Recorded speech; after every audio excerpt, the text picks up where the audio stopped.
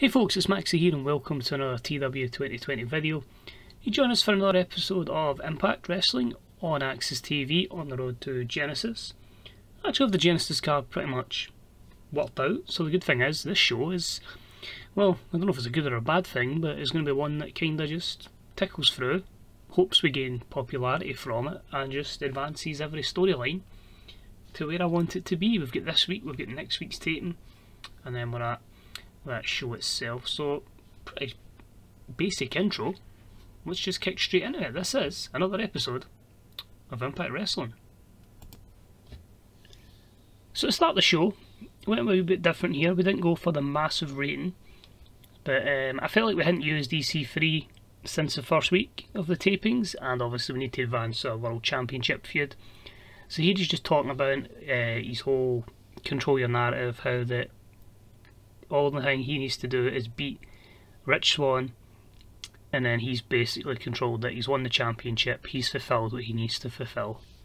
But of course he gets interrupted by Johnny Hungy and Alex Reynolds, who come down and just say, he can't control anything, it's just the way it is. And they just really seem to aggravate EC3 despite all three being heels, and it leads to an opening matchup between EC3 and John Silver. So that was a 38 rated segment, so no Rich Swann at all there.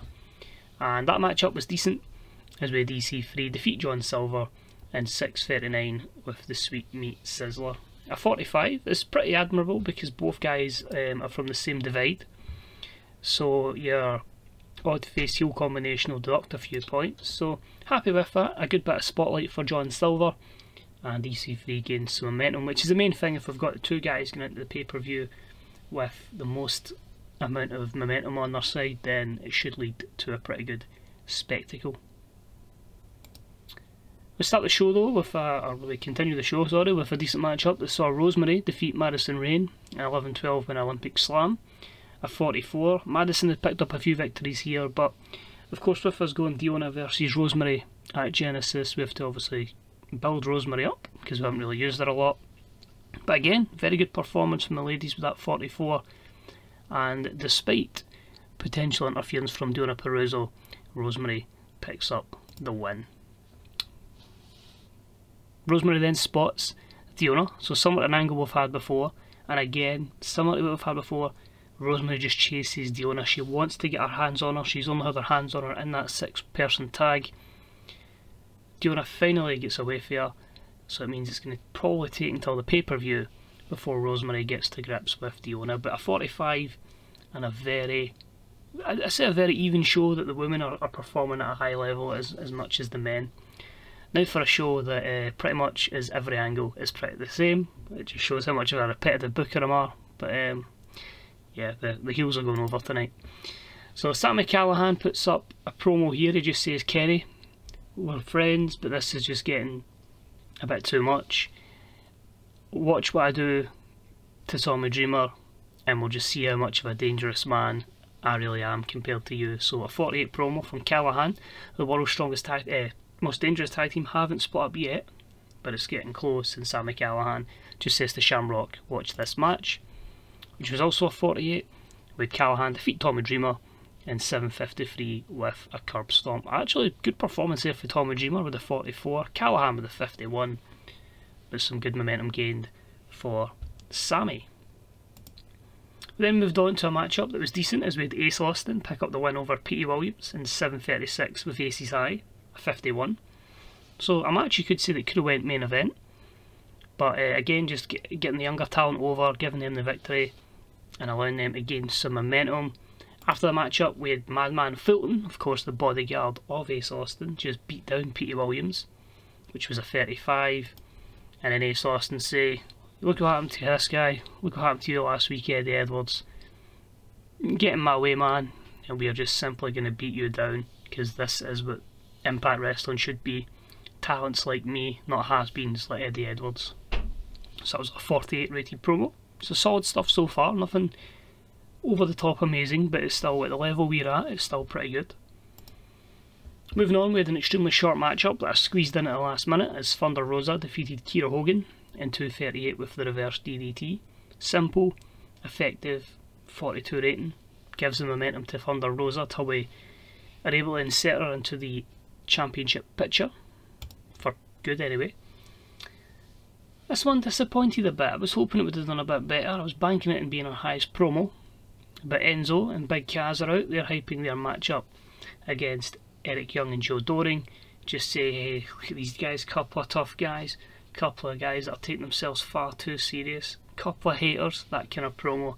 Just Enzo and Big Kaz really get under the skin of both of them. So next up, we had a bout with good heat and decent wrestling, and we had Eric Young defeat Enzo in 12:15 with a wheelbarrow neckbreaker. 42. My reason for this one is, despite Eric Young being perceived as our main talent, Enzo's more over, so I saw it as an opportunity to try and get some guys who are pushing to the world title picture a wee bit more overness so that can benefit them, because Enzo and Kaz will still be in this tag team division for a long period of time, and if we can try and get as many of the divisions promoted as possible, then it can only hopefully benefit us down the line. So 42 here. The reason for this, despite the 247 performances, is we had to protect Enzo because he was not really comfortable with putting Eric Young over, but hopefully it gives us a bit of a benefit down the line. After the matchup, Enzo then gets beat down by Joe Doring, which got a 49 rating. So the thing here was, I felt like Joe Doring obviously doesn't have a lot of overness, Enzo obviously does, and I feel like a beatdown and the exposure of this can certainly benefit Joe Doring, so you might see a few of these instances. It's a shame he's at an age where you kind of don't want to be pushing him from such a low overness, but I want to try work with it, see what we can do, so these angles hopefully will pay dividends. Now 49 might actually be our best angle of the night that isn't a match. Then at the terrible matchup, Swoggle defeats John E. Bravo in 6-12 with a tadpole splash. 27.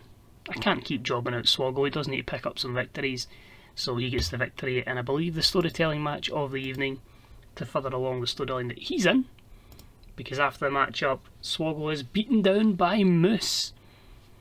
So we have found out who the man was that Brian Myers got a hold of. We hadn't used him since I think episode 1 of the series, and Moose, who ironically tagged with Brian Myers on that show, which I didn't realise at the time, I put these two together, is the man who gets the 44. After the matchup, Brian Myers says, well, Swoggle, that's what happens when you just try and get a wee bit arrogant, when you bring in friends that you know. Obviously I know Cardona as well, but I've got other friends, and other friends that are going to help me get to the top of Impact Wrestling. So Swoggle, Cardona, me and Moose will see you at Genesis. So a 38 for that promo from Brian Myers.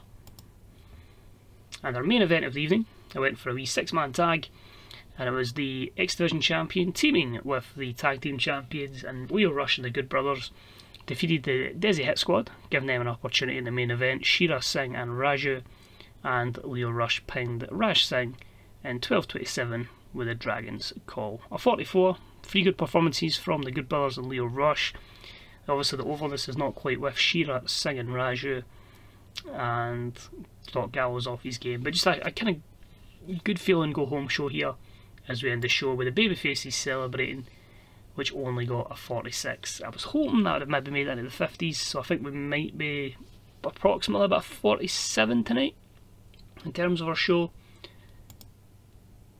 42, yeah, probably one of the worst shows we've had since we've added all the things in with production.